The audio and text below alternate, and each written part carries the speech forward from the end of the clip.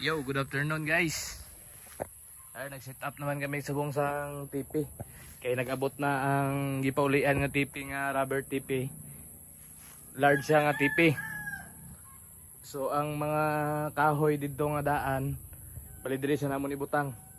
Kaya itong bago nga rubber tipi, namon sa amon ibutang dito sa babaw sa mga kak. Then ari gi-set up na namon. Kaya may halarbison pa kami itong 20 pa ka stag. So i-set up na namon para preparation na sa harvest. Bali naka-harvest na kami sa first batch namon. Ara nang harvest namon do mga more or less 50 siguro na eh. So amo na lang to, idugang na lang to ang 20 tanga bilin.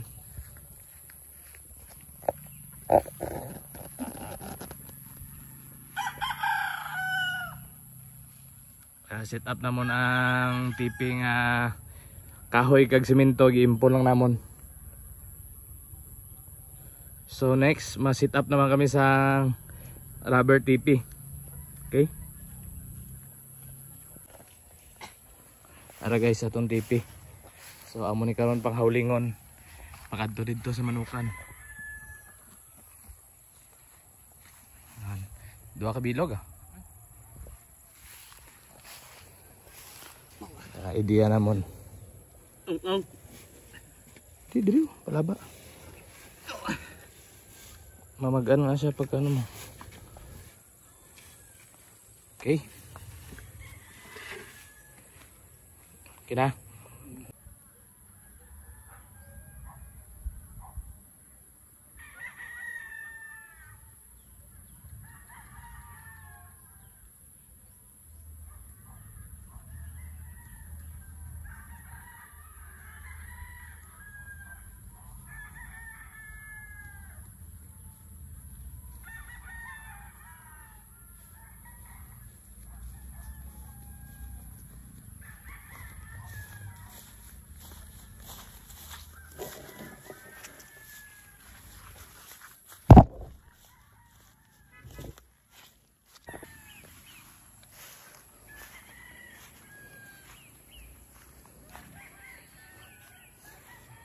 Medyo maganda na siya tingnan.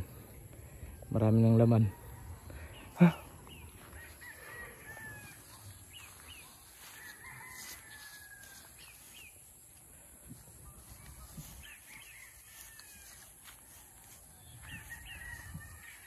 Alright. Guys, may set up na.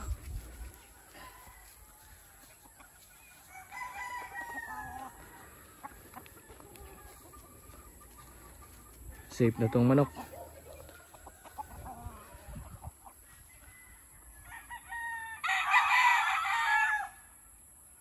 Ayan. Dahan-dahan lang. Kunti na lang guys. 7 balik na lang. Alright.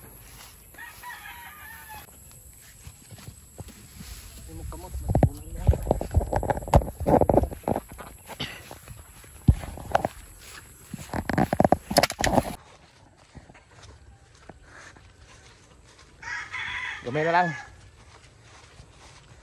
5 pa kabalik. Mano-mano. Okay.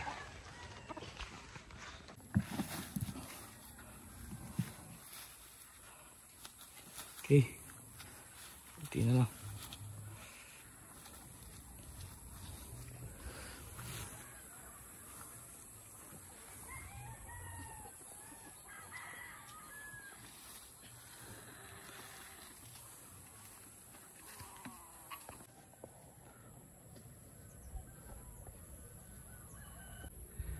Ayun mga boss, ano na siya, unti-unti lang, malayo pa pero malayo na tayo.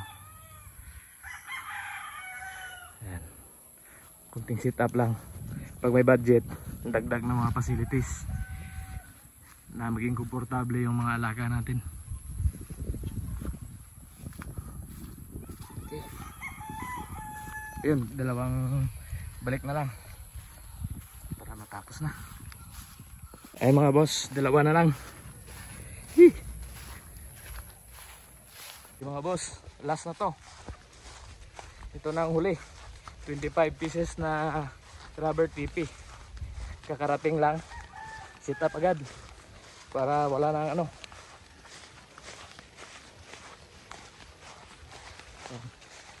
Ayan mga boss, last, bilis lang ng 25 pieces na ano TP. Ayan, dalawa lang kami nagsisit up ng utol ko. Wala kaming tao dito, kami lang ang nagtutulungan dito. Siya nakatira dito,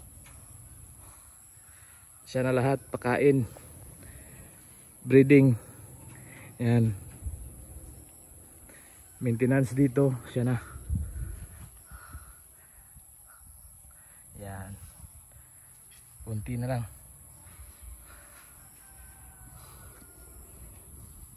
kunti na lang matutupad na yung mga pangarap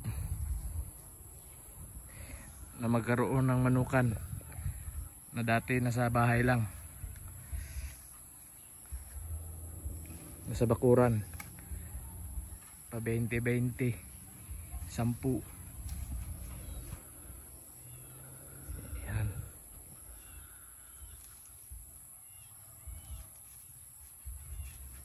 sarap sa mata, makita mo yung pinaghirapan. Dreo,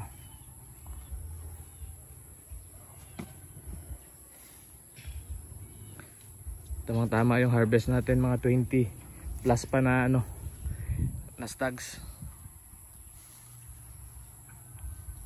Ayan mga boss, oh. Sarap na sa mata. Doon tayo sa taas para makita natin. Ayan mga boss, ang view natin dito sa taas. Ayan. Sarap na sa mata, naka-arrange na. Yun dito sa taas, kaya ano namin tawag nito, idako na mo ng distansya para for preconditioning. Lahat ng precon dito sa taas nakatali, tapos yung maintenance na naka-cord lang doon sa baba, yung mga ano. Ayan. Sarap na, wala yung pagod mo, stress reliever. Okay, hanggang dito na lang yung video ko mga boss. Thank you, please like and subscribe.